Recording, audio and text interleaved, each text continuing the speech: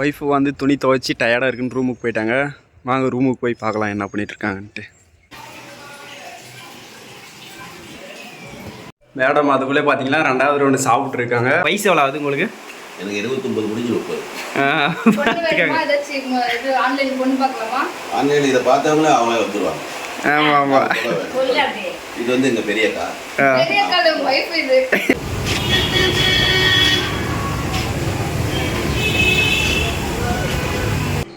Hi guys, welcome back to our channel. நம்ம சப்ஸ்கிரைபர்லாம் நல்லா இருப்பீங்க நம்புகிறேன். எல்லாருக்கும் ஹாப்பி சண்டே. இன்றைக்கி டைம் பார்த்தீங்கன்னா கரெக்டாக எவ்வளோ ஆகுதுன்னா கிட்டத்தட்ட 1 o'clock பக்கம் ஆயிடுச்சு.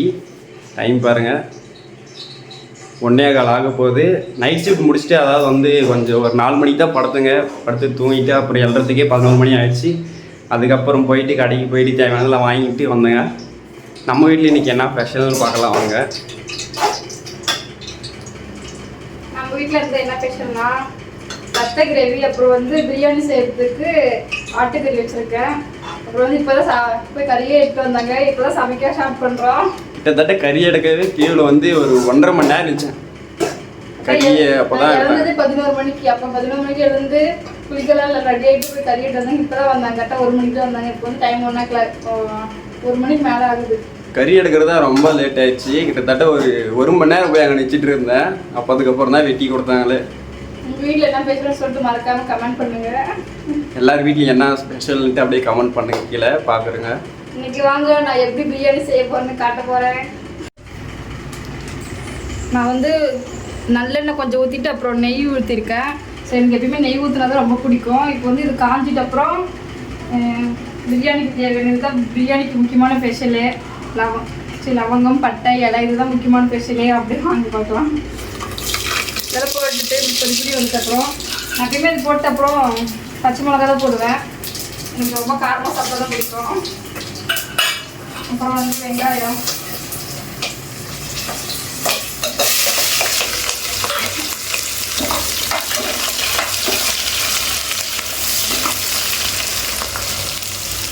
இது வந்து பார்த்தீங்கன்னா ரத்தம். கிட்டத்தட்ட அது முடிய போகுது. ஆனால் பிரியாணி இப்போ தான் ஸ்டார்ட் பண்ண போகிறேங்க.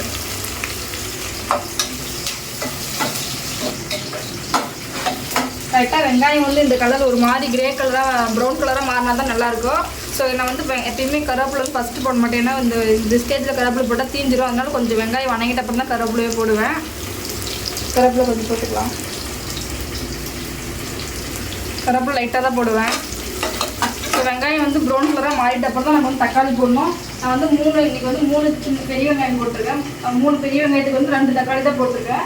தக்காளி வந்து பார்த்தீங்கன்னா அரிஞ்சு வச்சுருக்கேன். தக்காளி அரிஞ்சு வச்சுருக்கேன். ஸோ இவங்க அத்தைக்கு லேட் ஆகும்னு சொல்லிட்டு நான் வந்து இந்த பச்சடி அப்புறம் வந்து முட்டைலாம் வேச்சு வச்சுட்டேன். உங்கள் அத்தைக்கு எப்படி லேட் ஆகும், வந்தோடனே பசிக்குதுன்னு சொல்லுவான்னு சொல்லிட்டு எல்லாமே முன்னாடியே ரெடி பண்ணி வச்சுட்டேன். வெங்காயம் வந்து இந்த மாதிரி கரெக்டாக ப்ரௌன் கலராக மாறிட்டு வருது. அதுக்கப்புறம் இஞ்சி பூண்டு பேஸ்ட் போட்டுக்கலாம். ஸோ எப்பயுமே இஞ்சி பூண்டு பேஸ்ட் வந்து கடையில் வாங்கினா அவ்வளோவா டேஸ்ட் வராது. வீட்டிலே ஆக்சுவலாக தான் டேஸ்ட் வரும். ஸோ டைம் இல்லாதனால வரும்போது கடையில் வாங்கிட்டு வர சொல்லிட்டுருவீங்க. கடையில் வாங்கிட்டு வந்துட்டாங்க. ஸோ ஒரு பேக்கெட் அப்படி போட்டுக்கலாம். அப்போ டேஸ்ட் நல்லாயிருக்கும். இப்போ கொஞ்ச நேரம் வணங்கிட்டப்புறம் தக்காளி போட்டுக்கலாம்.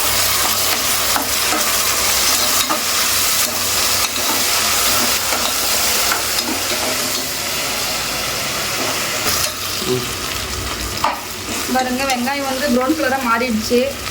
இப்போ வந்து இந்த ஸ்டேஜில் வந்து தக்காளி போட்டுக்கலாம். நான் வந்து 3 தக்காளி கிட்டத்தட்ட போட்டிருக்கேன். தக்காளி போடும் போதே நம்ம வந்து உப்பு போட்டால் தான் தக்காளி ரொம்ப சாஃப்டாக வணங்கும். அப்போ தான் தோல் பிரிஞ்சு வரும். இப்போயே கொஞ்சம் உப்பு லைட்டாக போட்டுக்கலாம். உப்பு வந்து ஒரு 1/2 டீஸ்பூன் போட்டுக்கலாம். ஆனால் இது வேறு ஒரு பக்கம் பிரிஞ்சுட்டே இருக்குது. இதுக்கு வந்து இன்னும் சாதம் வைக்கல. நீங்கள் தான் சாதம் வைக்கணும். ஒரு பக்கம் பிரியாணி கிரேட்டு சாதம் வந்து 1 டம்ளர் வச்சா போதும் நினைக்கிறேன். இது வந்து வேக வச்சு போட்டால் தான் எனக்கு பிரியாணி ரொம்ப பிடிக்கும். தக்காளி போட்டு அப்படியே லைட்டாக ஸ்டவ் வந்து மீடியம் ஃப்ளேமில் வச்சுக்கோங்க. அப்போ தான் தக்காளி நல்லா சாஃப்டாக வணங்கும். நான் வந்து இந்த கறி ஃபுல்லாகவே எல்லாம் போட போடுறது. ஏன்னா நிறைய இருக்குது. அரிசி வந்து ஆல்ரெடி ஊற வச்சுட்டேன். ஸோ இது வந்து ஒரு 3/4 கறி போட்டுக்கிட்டு அப்படியே இன்னும் கொஞ்சம் கறி வந்து கிரேவி பண்ணிக்கலாம்னு சொல்லிட்டு அப்படியே வச்சுருக்கேன். ஏன்னா குக்கர் வந்து ரொம்ப சின்னதாக இருக்கனால நான் வந்து இப்போ செஞ்சிங்கன்னா நைட் வரைக்கும் சாப்பிடுங்க. அதனால் குக்கர் சின்னதாக இருக்கும்போது கொஞ்சமாக தான் கறி கட்டும். அதனால போட முடியாது, ரொம்ப கொஞ்சமாக தான் கட்டுதில்ல. ஸோ வந்து நீங்கள் வந்து ஏன் இவ்வளோ பெரிய குக்கரில் செய்யணும்னு பார்த்தீங்கன்னா இன்னொரு கெஸ்ட்டு பண்ணுறதுக்கு பிரியாணி கொடுக்க போகிறோம். ஸோ எனக்கு ரொம்ப பிடிச்சவங்க ஒருத்தர். ஸோ அவங்க பிரியாணி செஞ்சு முடிச்சு நாங்கள் சாப்பிட்டு அவங்கக்கிட்ட எப்படி கொடுக்கும்போது அவங்க யாருன்னு நாங்கள் காட்டுறோம். அவங்க வந்து நாங்கள் ஒர்க் பண்ணுற அந்த கெஸ்ட்டு யாருன்னா நாங்கள் வந்து ஒர்க் பண்ணுற இடத்துல வந்து எனக்கு ஒரு அப்பா அம்மா மாதிரி நல்லா பார்த்துப்பாங்க. எங்கள் ஹஸ்பண்ட் நல்லா கேர் பண்ணி பார்த்துப்பாங்க. ஸோ எனக்கு என்ன சமைச்சாலும் அவங்க எங்களுக்கு போட்டு வந்து கொடுப்பாங்க. பக்கம் தான் இருக்குது அவங்க வீடு, ஒரு கிலோமீட்டர் வரும். ஸோ நாங்களும் என்ன சமைச்சாலும் அந்த அம்மாவுக்கு வந்து பிரியாணி ரொம்ப பிடிக்கும். சரி சமைச்சு எட்டு போய் கொடுக்கலான்னு சொல்லிட்டு அவங்களுக்கும் சேர்த்து தான் வைக்கிறோம். ஸோ எங்களுக்கு தான் கொஞ்சமாக தான் வச்சுருப்பேன். ஸோ அவங்களுக்குனால 3 டம்ளர் அரிசி ஒரு வச்சுருக்கேன். அவங்களுக்கு சேர்த்து தான் இப்படி கொடுப்போம். தக்காளி பாருங்கள் ஒவ்வொன்றா தோல் பிஞ்சிட்டு வருது. அப்படியே லைட்டாக மீடியம் ஃப்ளேமில் தான் வச்சுருக்கேன். அப்படியே லைட்டாக வணக்கிட்டே வாங்க. பாருங்க தக்காளி நல்லா வணங்கிடுச்சு. ஸோ இப்போ வந்து கறியை போட்டுக்கலாம். கறி வந்து ரொம்ப சூடாக இருக்குது. இந்த மாதிரி பீஸ் போட்டால் தான் பிரியாணிக்கு ரொம்ப டேஸ்ட்டாக இருக்கும்.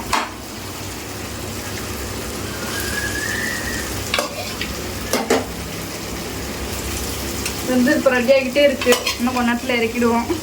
ஃபஸ்ட்டு அதுதான் சாப்பிடுவோம், ஏன்னா ரொம்ப பசி. இன்னும் ஒயிட் ரைஸ் வேறு வைக்கல.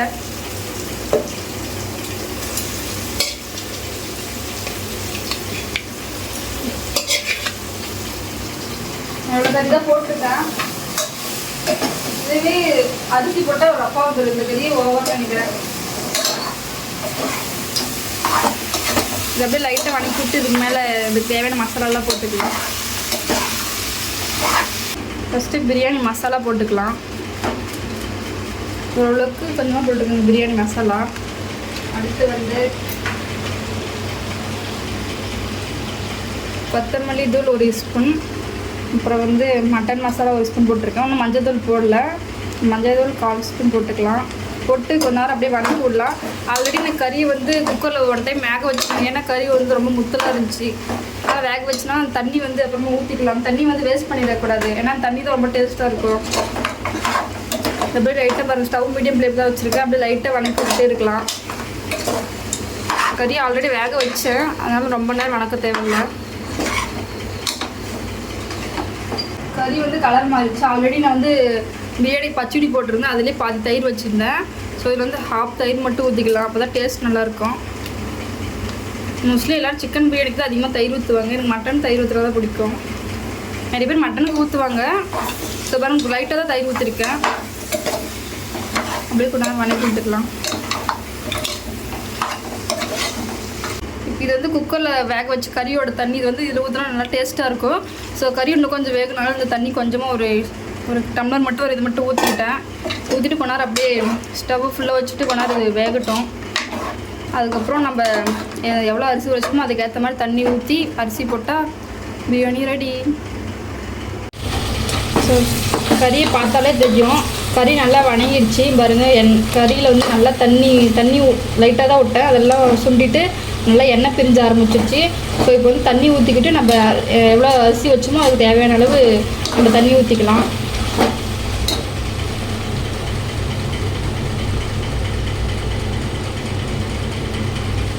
இந்த சைடு பார்த்திங்கன்னா ரத்தகிரி வந்து ரெடி ஆகிடுச்சு. வந்து தண்ணி ஊற்றிக்கலாம். மீடியம் ஃப்ளேமில் வச்சுருக்கேன். இந்த டம்ளரில் வந்து நான் 3 டம்ளர் அரிசி வச்சேன். ஸோ இப்போ அந்த அரிசியை வந்து கொட்டிக்கலாம். பிரியாணியோட சேர்த்து நல்லா வணக்கிக்கலாம்.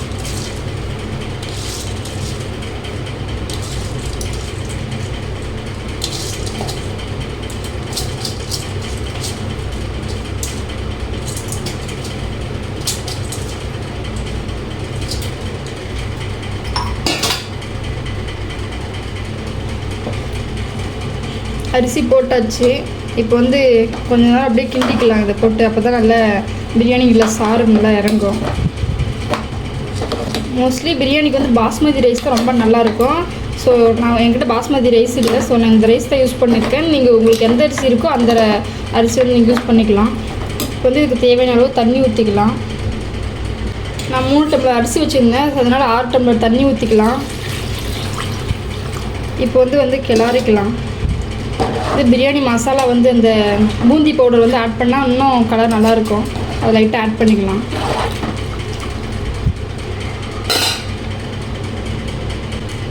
இது வந்து லைட்டாக போட்டால் தான் நல்லாயிருக்கும். ரொம்ப ஓவராக போட்டால் ரொம்ப கலர் ஒரு மாதிரி தெரிஞ்சு. இந்த அளவுக்கு போட்டாலே ரொம்ப கலராக தான் இருக்கும். நான் லாஸ்ட்டில் ரிசல்ட் எப்படின்னு காட்டுறேன், எவ்வளோ கலர் வந்திருக்குன்னு.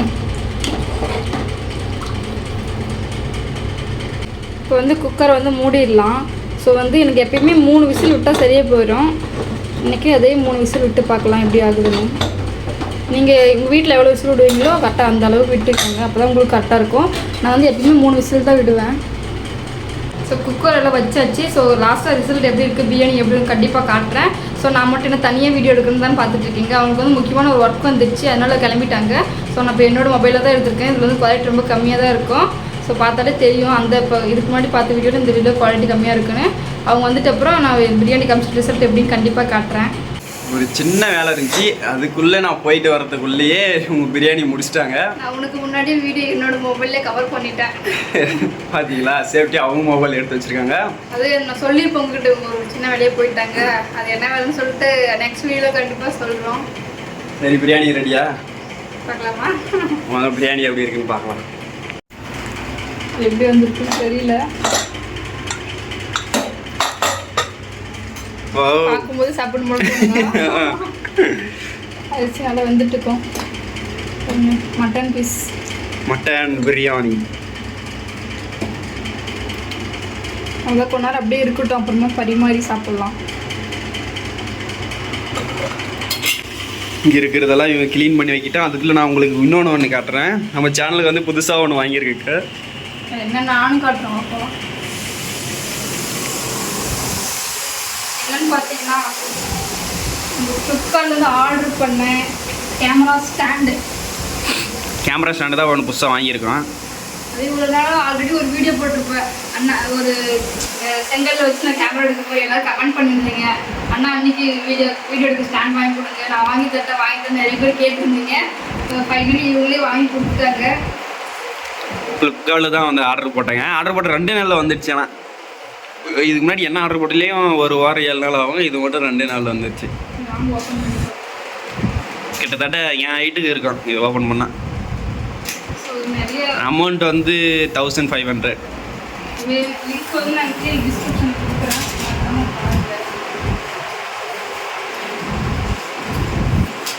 எவ்வளோ ஹைட் வேணுமோ அவ்வளோ அட்ஜஸ்ட் பண்ணிக்கலாம்.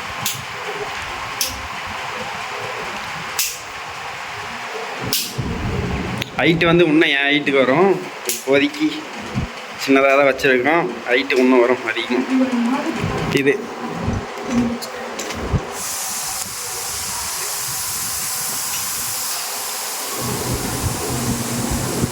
நமக்கு எவ்வளோ ஹைட் வேணுமோ அவ்வளோ அட்ஜஸ்ட் பண்ணிக்கலாம்.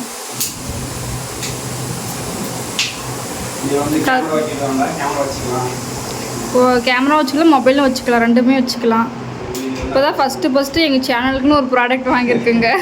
இதுவரை எதுவுமே வாங்கினதில்லை. சேனலுக்குன்னு இது வரைக்கும் எதுவும் வாங்கினதில்லை. இப்போ ஃபஸ்ட்டு வாங்கினது ஸ்டாண்ட் தான் வாங்கியிருக்கேன். நல்லாயிருக்கு, யூஸ் பண்ணுறதுக்கு நல்லாயிருக்கு. கேமரா வாங்கியிருந்தால் இந்த பட்டன் வச்சு மாட்டிக்கலாம். கேமரா இருந்தால் அந்த பட்டன் மாட்டிக்கலாம். மொபைலில் தான் இது வரைக்கும் வீடியோ எடுத்துகிட்டு இருக்குங்க. கேமரா வாங்குற அளவுக்கு வசதியெல்லாம் இல்லை. கேமரா இல்லை, அதனால் மொபைல் தான் எடுக்கிறேன். மொபைல் வந்து இதுக்கு மாட்டிக்கலாம். மொபைல் மாட்டிக்கலாம். இது வந்து அட்ஜஸ்ட் பண்ணிக்கலாம். லாக் ஓப்பன் பண்ணால் லூஸ் ஆகிடும், டைட் பண்ணால் இது ஆகிடும். டைட் ஆகிடும். பிடிச்ச மாதிரி பிடிச்ச ஷேப்பில் வச்சுக்கலாம்.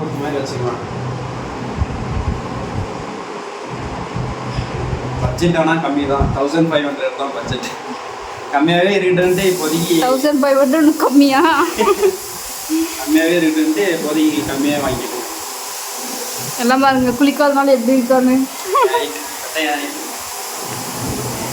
ஒய்ஃப் வந்து சாப்பிட உட்காந்துட்டாங்க. இப்போ நாமளும் போய் எப்படி சாப்பிட்லாம் காட்டுற பாருங்க எப்படி இருக்கு.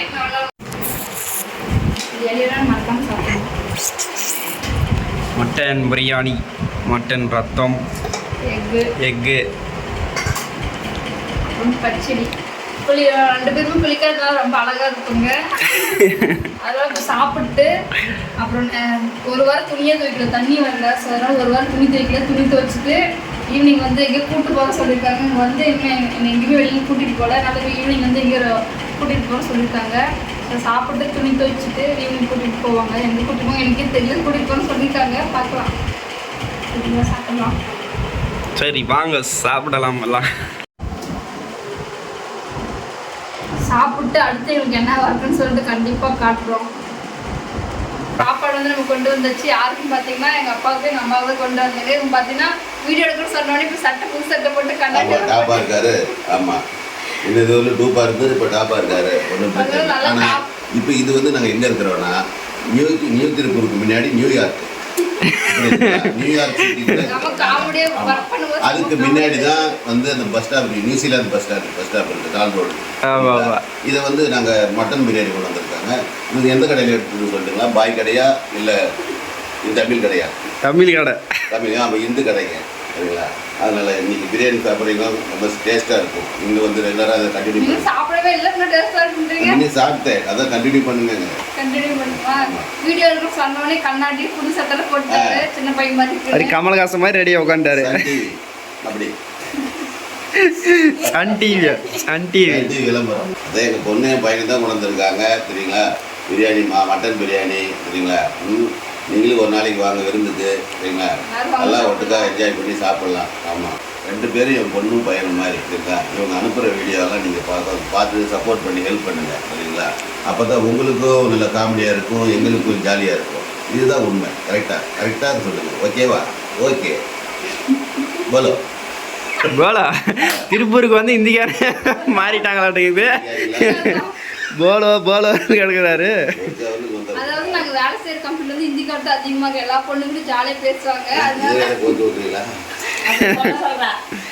இப்ப பாருங்க ஒரு கேள்வி, வயசு எவ்வளவு ஆகுது உங்களுக்கு? எனக்கு 29 முடிஞ்சு 30.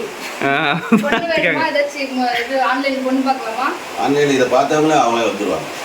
ஆமா. இது வந்து எங்க பெரியக்கா. அடுத்த சீனுக்கு அம்மா பொண்ணு தர மாட்டாங்களா? என்னன்னா நம்ம சொந்தம் விட்டு போகக்கூடாது. அதனாலதான் உங்களுக்கு எல்லாருமே எங்க பொண்ணும் பையனும் எடுக்கிறதுனால இப்போ எல்லாரும் நீங்க என்ஜாய் பண்ணி ஜாலியா இருந்தீங்கன்னா இப்போ பிரச்சனை தொல்லை எந்த இதுவுமே இருக்காது. நல்லா என்ஜாய் பண்ணுங்க. இதுதான் உண்மை. ஓகேங்களா?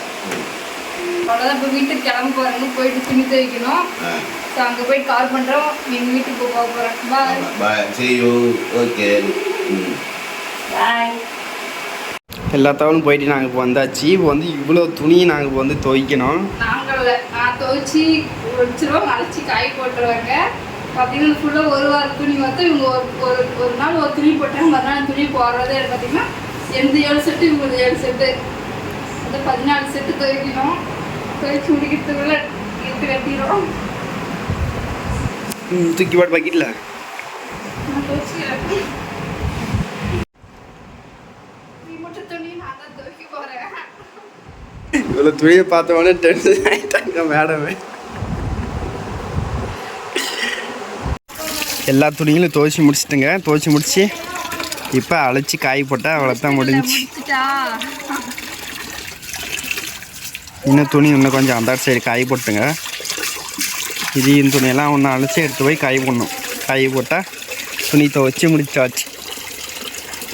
பின்னாடி தெரிஞ்சுங்க பார்த்தீங்களா, இது எல்லாமே எங்களோட துணி தான். எல்லா துணியுமே வந்து நாங்கள் வந்து துவைச்சி முடிச்சுட்டுங்க. துவைச்சி முடிச்சுட்டு அதுக்கப்புறம் என்ன பண்ணலான்னா திருப்பூர் வரைக்கும் போகலான்னு இருக்குங்க. திருப்பூர் போயிட்டு பார்க்குக்கு போயிட்டு வரலாம் அப்படின்னு இருக்குங்க. இது வரைக்கும் திருப்பூருக்கு நாங்கள் வந்து இது வரைக்கும் எங்கேயுமே சுற்றி பார்த்ததில்ல. இப்போ தான் திருப்பூர் பார்க்குக்கு போகலான்னு இருக்குங்க.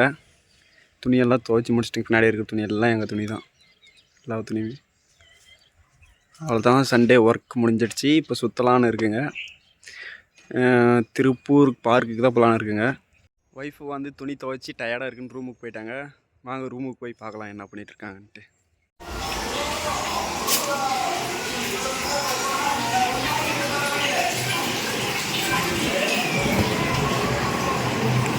டயர்டாக இருக்குன்னு சொன்னால் உட்காந்து சாப்பிட்டுனுங்கிற.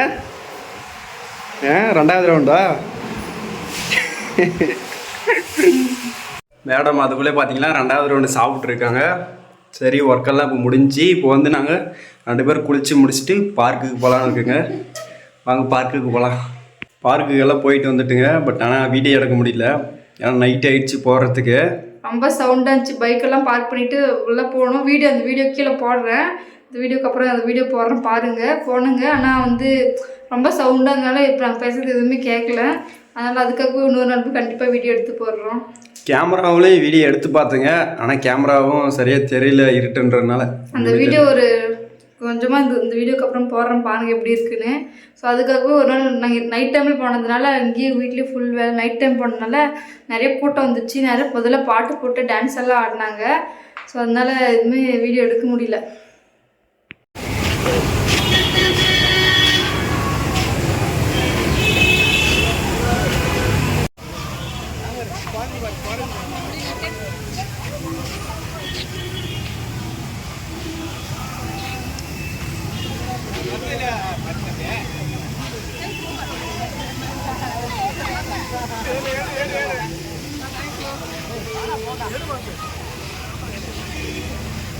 இதோட இந்த வீடியோ முடிஞ்சது.